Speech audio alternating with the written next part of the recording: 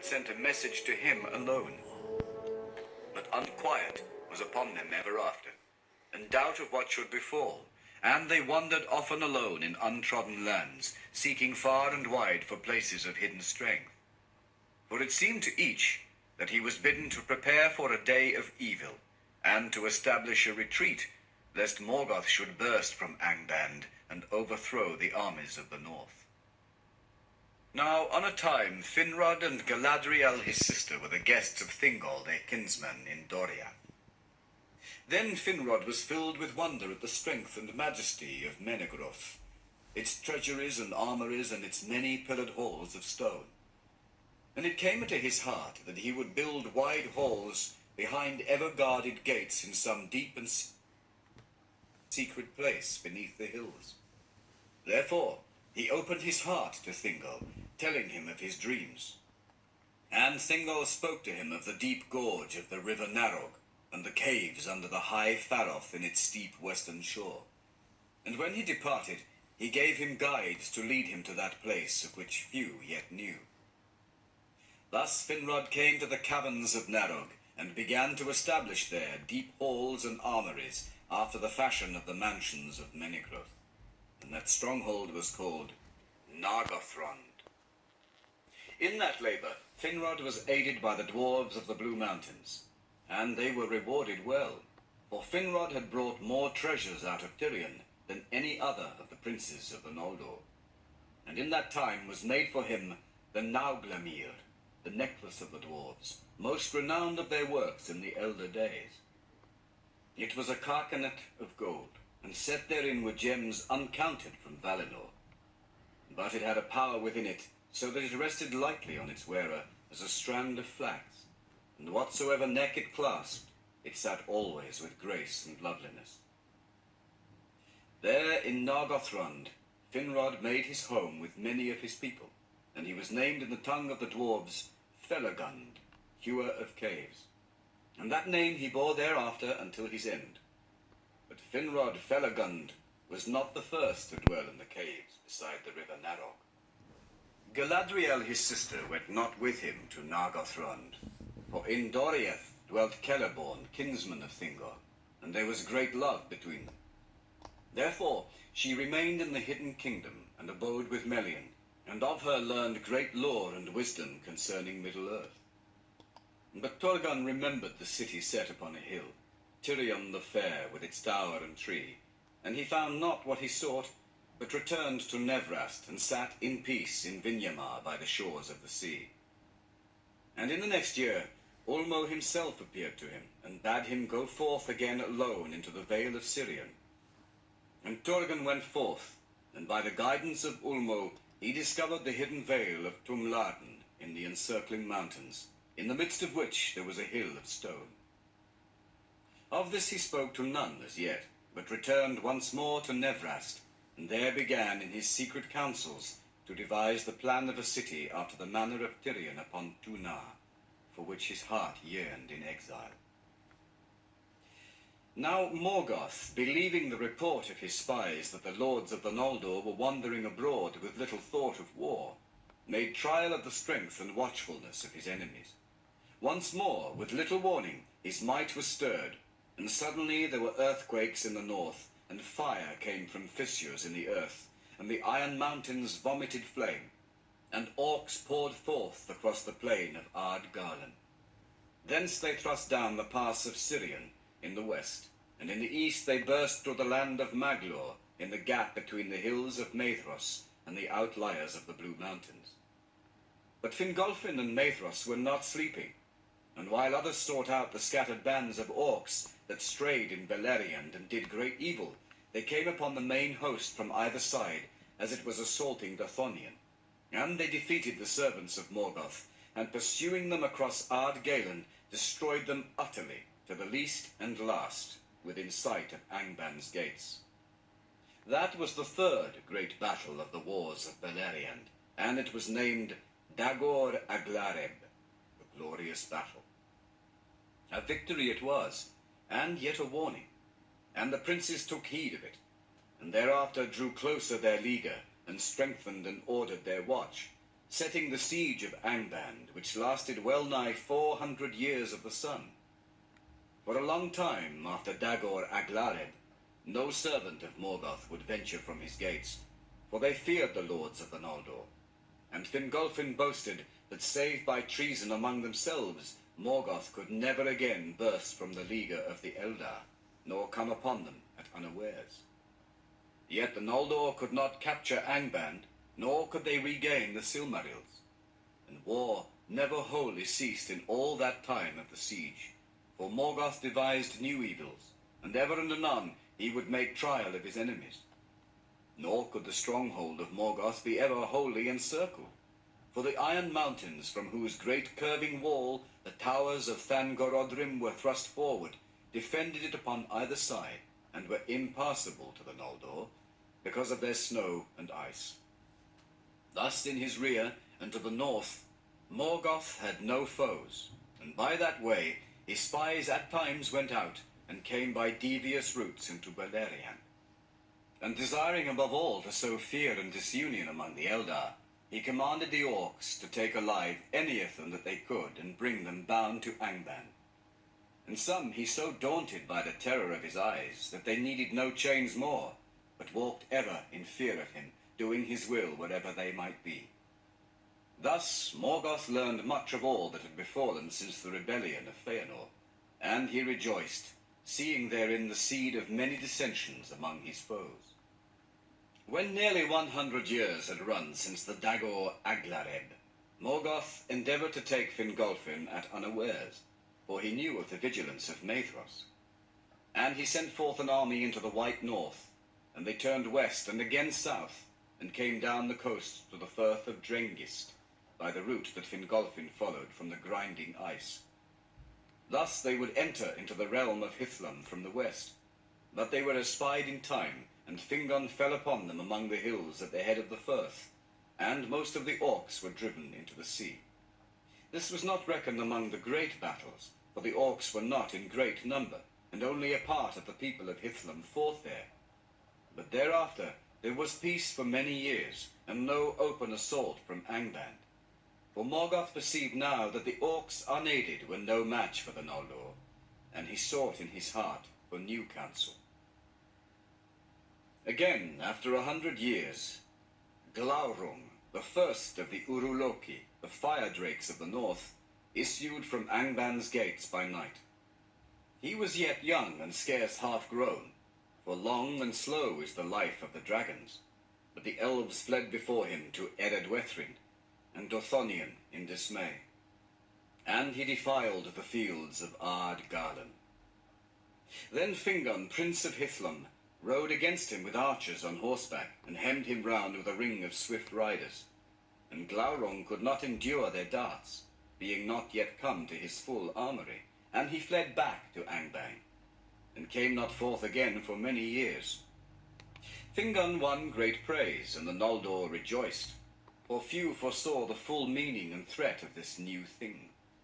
But Morgoth was ill-pleased that Glaurung had disclosed himself over soon, and after his defeat there was the long peace of well nigh 200 years. In all that time there were but affrays on the marches, and all Beleriand prospered and grew rich. Behind the guard of their armies in the north, the Noldor built their dwellings and their towers, and many fair things they made in those days, and poems and histories and books of lore. In many parts of the land, the Noldor and the Sindar became welded into one people, and spoke the same tongue. Though this difference remained between them, the Noldor had the greater power of mind and body, and were the mightier warriors and sages, and they built with stone, and loved the hill slopes and open lands.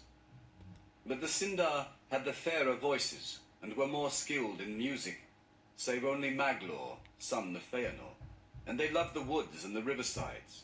And some of the grey elves still wandered far and wide without settled abode, and they sang as they went.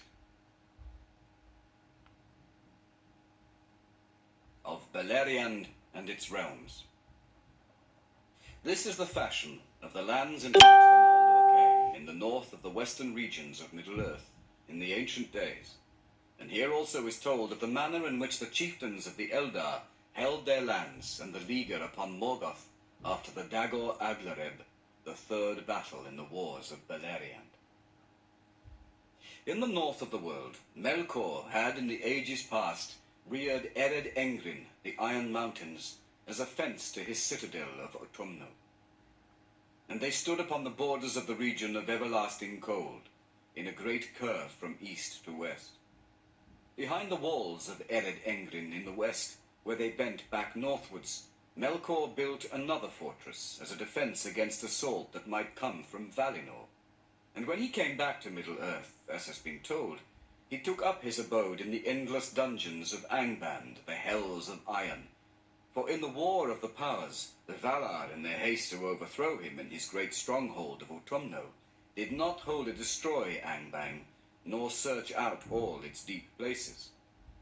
Beneath Ered Engrin, he made a great tunnel, which issued south of the mountains, and there he made a mighty gate. But above this gate, and behind it even to the mountains, he piled the thunderous towers of Thangorodrim, that were made of the ash and slag of his subterranean furnaces, and the vast refuse of his tunnelings.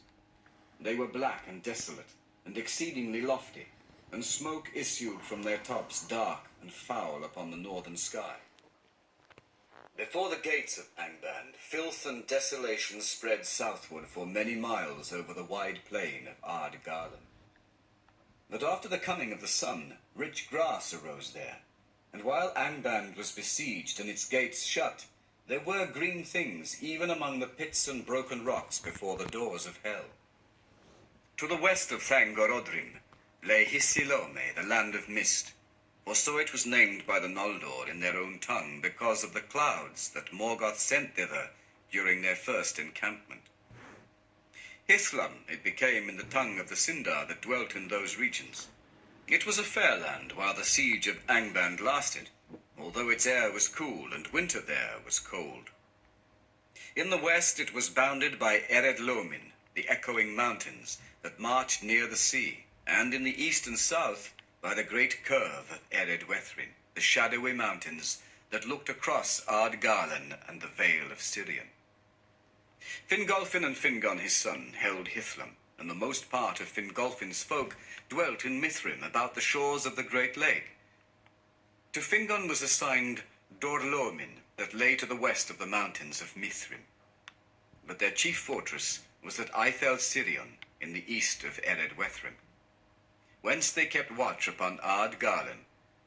And their cavalry rode upon that plain even to the shadow of Thangorodrim, for from few their horses increased swiftly, and the grass of Ard-Garlan was rich and green. Of those horses, many of the sires came from Valinor, and they were given to Fingolfin by Maethros, in atonement of his losses, for they had been carried by ship to Losgar. West of Dorlomin, beyond the echoing mountains which south of the Firth of Drengist marched inland, lay Nevrast, that signifies the hither shore in the Sindarin tongue.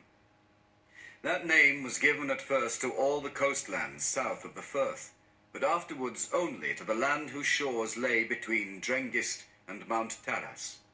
There for many years was the realm of Turgon the Wise, son of Fingolfin, bounded by the sea and by Ered Lomin, and by the hills which continued the walls of Ered Wethrin westward, from Ivrin to Mount Taras, which stood upon a promontory. By some Nevrast was held to belong rather to Beleriand than to Hithlum, for it was a milder land, watered by the wet winds from the sea, and sheltered from the cold north winds that blew over Hithlum. It was a hollow land, surrounded by mountains and great coast cliffs, higher than the plains behind, and no river flowed thence. And there was a great mere in the midst of Nevrast, with no certain shores, being encircled by wide marshes. Linewen was the name of that mere, because of the multitude of birds that dwelt there, of such as love tall reeds and shallow pools. At the coming of the Noldor, many of the grey elves lived in Nevrast near to the coasts, and especially about Mount Taras in the southwest. For to that place Ulmo and Osse had been wont to come in days of old. All that people took Torgon for their lord, and the mingling of the Noldor and the Sindar came to pass soonest there. and Turgon dwelt long in those halls that he named Vinyamar, under Mount Taras beside the sea. South of Ardgarlan, the great highland named Dorthonion stretched for 60 leagues from west to east. Great pine forests it bore, especially on its northern and western sides. By gentle slopes from the plain, it rose to a bleak and lofty land, where lay many tarns at the feet of bare tors, whose heads were higher than the peaks of Eredwethrin. But southward, where it looked towards Doriath, it fell suddenly in dreadful precipices. From the northern slopes of Dorthonion, Angrod and Aegnor, sons of Finarfin, looked out over the fields of Ardgarlan, and were the vassals of their brother Finrod, lord of Nargothrond. Their people were few, for the land was barren, and the great highlands behind were deemed to be a bulwark that Morgoth would not likely seek to cross. Between Dorthonion and the shadowy mountains there was a narrow vale, whose sheer walls were clad with pines. But the vale itself was green, for the river Sirion flowed through it, hastening towards Beleriand. Finrod held the pass of Sirion, and upon the isle of Tol Sirion, in the midst of the river, he built a mighty watchtower, Minas Tirith. But after Nargothrond was made, he committed that fortress mostly to the keeping of Orodreth, his brother. Now the great and fair country of Beleriand lay on either side of the mighty river Sirion, renowned in song, which rose at Aethel Sirion, and skirted the edge of Ardgarlan ere he plunged through the pass, becoming ever fuller with the streams of the mountains. Thence he flowed south for 130 leagues, gathering the waters of many tributaries, until with a mighty flood he reached his many mouths and sandy delta in the Bay of Balar. And following Sirion from north to south, there lay upon the right hand in West Beleriand the forest of Brethil between Sirion and Teiglin, and then the realm of Nargothrond between Teiglin and Narog. And the river Narog rose in the falls of Ivrin in the southern face of Dorlomin, and flowed some 80 leagues ere he joined Sirion in Nan Tathrin, the land of willows. South of Nan Tathrin was a region of meads filled with many flowers, where few folk dwelt. And beyond lay the marshes and isles of reed about the mouths of Sirion, and the sands of his delta empty of all living things, save birds of the sea.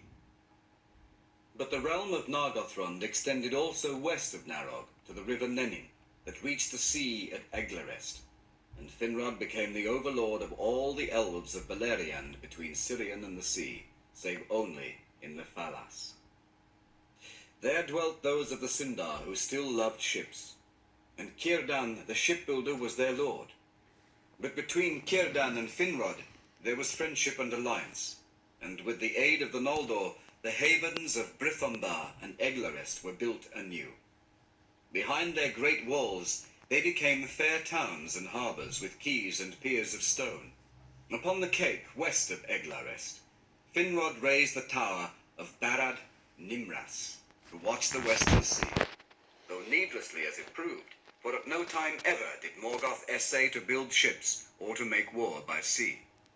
Water all his servants shunned, and to the sea none would willingly go nigh, save in dire need. With the aid of the elves of the havens, some of the folk of Nargothrond built new ships, and they went forth and explored the great isle of Balar, thinking there to prepare a last refuge if evil came. But it was not their fate that they should ever dwell there. Thus the realm of Finrod was the greatest by far, though he was the youngest of the great lords of the Noldor, Fingolfin, Fingon, and Maedhros, and Finrod Felagund.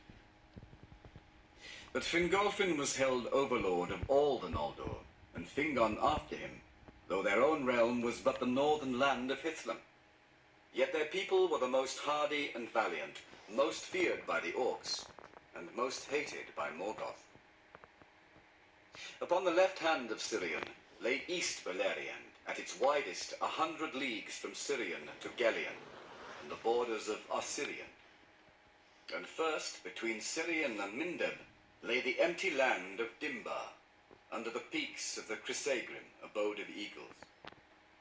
Between Mindeb and the upper waters of Esgalduin lay the No land of Nan Dungortheb.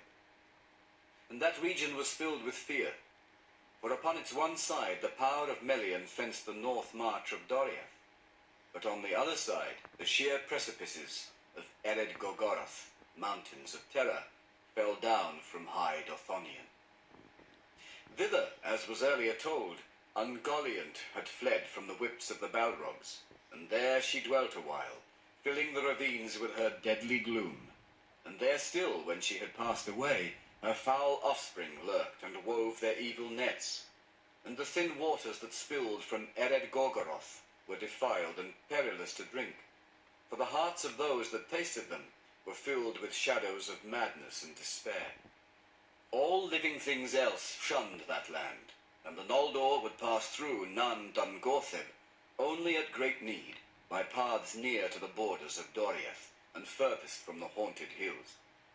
That way was made long before, in the time ere Morgoth returned to Middle-earth, and if one fared upon it, he came eastwards to Esgalduin, where still there stood in the days of the siege the stone bridge of Iant Iawr. Thence he passed through Dor Dinen, the Silent Land, and crossing the Arosiach, which signifies the fords of Aros, came to the north marches of Beleriand, where dwelt the sons of Feanor. Southward lay the guarded woods of Doriath, abode of Thingol, the hidden king, into whose realm none passed save by his will. Its northern and lesser part, the forest of Neldoreth, was bounded east and south by the dark river Esgalduin, which bent westward in the midst of the land, and between Aros and Esgalduin lay the denser and greater woods of Rhegion. Upon the southern bank of Esgalduin, where it turned westward towards Sirion, were the caves of Menegroth, and all Doriath lay east of Sirion, save for a narrow region of woodland between the meeting of Teglin and Sirion and the Meres of Twilight. By the people of Doriath, this wood was called Nifrin, the West March. Great oak trees grew there, and it also was encompassed within the girdle of Melian, that so some portion of Sirion, which she loved in reverence of Ulmo, should be wholly under the power of Thingol. In the southwest of Doriath, where Aros flowed into Sirion, lay great pools and marshes on either side of the river, which halted there in his course, and strayed in many channels. That region was named Aelin Uyal, the Twilight Meres, for they were wrapped in mists, and the enchantment of Doriath lay over them. Now all the northern part of Beleriand sloped southward to this point, and then for a while was plain, and the flood of Sirion was stayed.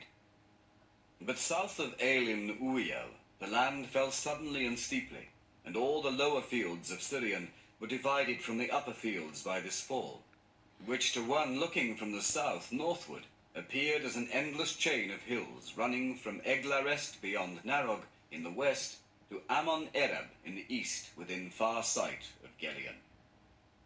Narog came through these hills in a deep gorge and flowed over rapids, but had no fall, and on its western bank the land rose into the great wooded highlands of Tauran Faroth. On the west side of this gorge, where the short and foaming stream Ringwill tumbled headlong into Narog from the high Faroth, Finrod established Nargothrond. But some 25 leagues east of the gorge of Nargothrond, Sirion fell from the north in a mighty fall below the Meres, and then he plunged suddenly underground into great tunnels that the weight of his falling waters delved. And he issued again 3 leagues southward with great noise and smoke through rocky arches at the foot of the hills, which were called the Gates of Sirion.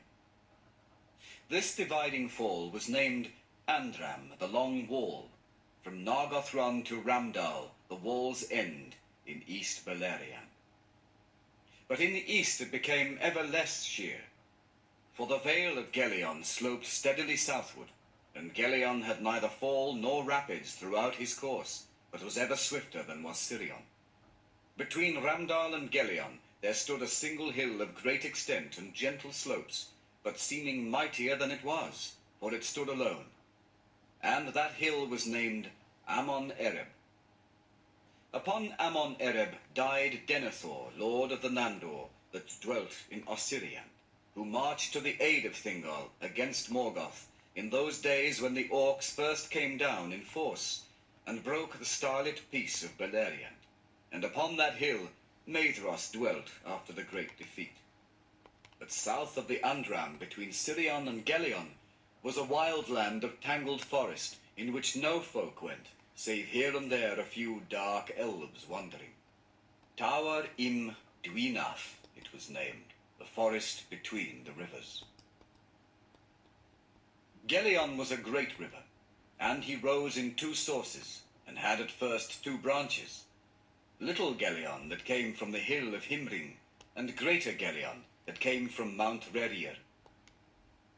From the meeting of his arms, he flowed south for 40 leagues before he found his tributaries, and before he found the sea he was twice as long as Sirion, though less wide and full. For more rain fell in Hithlum and Dorthonion when Sirion drew his waters than in the east. From Ered Luin flowed the 6 tributaries of Gelion: Askar, that was after named Rathloriel, Thalos, Legolin, Brilthor, Dwylwen, and Adurant, swift and turbulent streams falling steeply from the mountains. And between Askar in the north and Adurant in the south, and between Gelion and Ered Luin, lay the far green country of Osirian, the land of 7 rivers. Now at a point nearly midway in its course, the stream of Adurant divided and then joined again, and the island that its waters enclosed was named Tul Galan, the Green Isle. There Beren and Luthien dwelt after their return. In Osirian dwelt the Green Elves in the protection of their rivers. For after Sirion, Ulmo loved Gelion above all the waters of the western world. The woodcraft of the elves of Osirian was such that a stranger might pass through their land from end to end and see none of them. They were clad in green in spring and summer, and the sound of their singing could be heard even across the waters of Gelion. Wherefore the Noldor named that country Lindon, the land of music. And the mountains beyond they named Ered Lindon, for they first saw them from Osirian. East of Dorthonion, the marches of Beleriand were most open to attack, and only hills of no great height guarded the vale of Gelion from the north. In that region, upon the march of Maedhros, and in the lands behind, dwelt the sons of Feanor with many people, and their riders passed often over the vast northern plain, Lothlan the wide and empty, east of Ard Garland, lest Morgoth should attempt any sortie towards East Beleriand. The chief citadel of Maedhros was upon the hill of Himring, the ever-cold, and that was wide-shouldered, bare of trees, and flat upon its summit, surrounded by many lesser hills.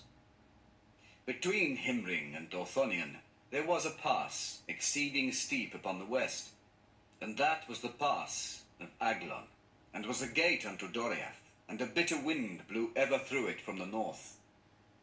But Celagorm and Curufin fortified Aglon, and held it with great strength, and all the land of Himlad southward, between the river Aros that rose in Dorthonion, and his tributary Kelon that came from Himring. Between the arms of Gelion was the ward of Maglor, and here in one place the hills failed altogether. There it was that the orcs came into East Beleriand before the third battle. Therefore the Noldor held strength of cavalry in the plains at that place, and the people of Caranthir fortified the mountains to the east of Maglor's Gap. There Mount Redir, and about it many lesser heights stood out from the main range of Ered Lindon westward. And in the angle between Redir and Ered Lindon there was a lake shadowed by mountains on all sides save the south. That was Lake Helavorn, deep and dark. And beside it Caranthir had his abode. But all the great land between Gelion and the mountains, and between Redir and the river Askar, was called by the Noldor Thargelion, which signifies the land beyond Gelion, or Dor Caranthir, the land of Caranthir. And it was here that the Noldor first met the dwarves. But Thargelion was before called by the Grey Elves Talaf Runen, the East Vale. Thus the sons of Feanor under Maedhros were the lords of East Beleriand, but their people were in that time mostly in the north of the land, and southward they rode only to hunt in the greenwoods. But there Amrod and Amras had their abode, and they came seldom northward while the siege lasted. And there also other of the elf lords would ride at times, even from afar, for the land was wild, but very fair. Of these Finrod Felagund came most often, for he had great love of wandering, and he came even into Osiriand, and won the friendship of the green elves. But none of the Noldor went ever over Ered Linden, while their realm lasted, and little news and late came into Beleriand of what passed in the regions of the east. Of the Noldor in Beleriand. It has been told how, by the guidance of Ulmo, Turgon of Nevrast discovered the hidden vale of Tumladen, and that, as was after known, lay east of the upper waters of Sirion, in a ring of mountains tall and sheer, and no living thing came there save the eagles of Thorondor. But there was a deep way under the mountains, delved in the darkness of the world, by waters that flowed out to join the streams of Sirion. And this way Turgon found, and so came to the green plain amid the mountains, and saw the island hill that stood there of hard, smooth stone. For the vale had been a great lake in ancient days. Then Turgon knew that he had found the place of his desire, and he resolved to build there a fair city, a memorial of Tirion upon Tunar. But he returned to Nevrast, and remained there in peace, though he pondered ever in his thought how he should accomplish his design. Now after the Dagor Aglareb, the unquiet that Ulmo set in his heart returned to him, and he summoned many of the hardiest and most skilled of his people, and led them secretly to the hidden vale. And there they began the building of the city that Turgon had devised. And they set a watch all about it, that none might come upon their work from without, and the power of Ulmo that ran in Sirion protected them. But Turgon dwelt still for the most part in Nevrast, until it came to pass that at last the city was full wrought, after 52 years of secret toil. It is said that Turgon appointed its name to be Ondolinde, in the speech of the elves of Valinor, the rock of the music of water, for there were fountains upon the hill. But in the Sindarin tongue the name was changed, and it became Gondolin, the hidden rock. Then Turgon prepared to depart